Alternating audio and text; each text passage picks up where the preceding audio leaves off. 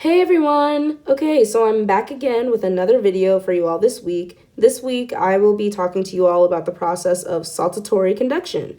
Now, what is saltatory conduction?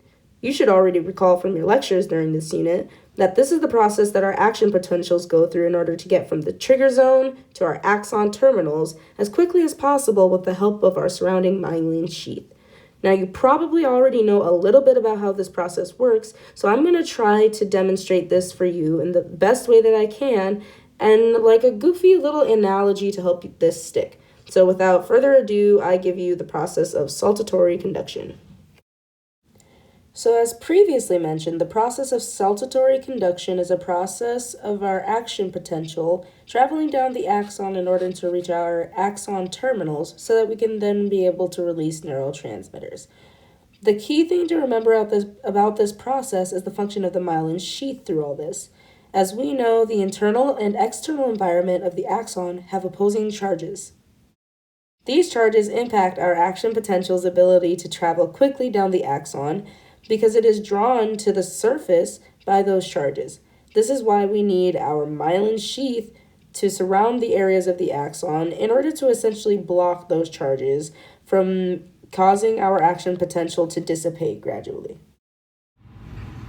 Alrighty, so now that we understand a little bit of the background with our process of saltatory conduction, I want to show you guys the analogy that I personally would use to kind of help me better be able to visualize this process.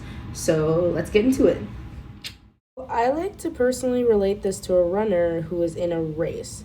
Whenever a runner is in a race, we want them to be in the zone. We want the runner to be able to run from start to finish with no interferences. This is the same case with our action potential. We want them to be able to get to the axon terminals without being distracted by the attraction of the charges near the surface. So first, I would like to give you an example of how that action potential would be able to flow through the axon if there were no myelin sheath. Let's go. So as you can see, I am the runner representing our action potential that is ready for our race. But there are no barriers or boundaries surrounding where I run, no barriers representing our myelin sheath. So I'm running very slowly, and the items being thrown at me are representing those charges or distractions at the surface of our axon. These distractions are preventing me from running the race as quickly as I can because I'm so easily drawn to the items being thrown at me. I was overstimulated by them, therefore making me move a lot slower. This is similar to how our action potential would move without the myelin sheath.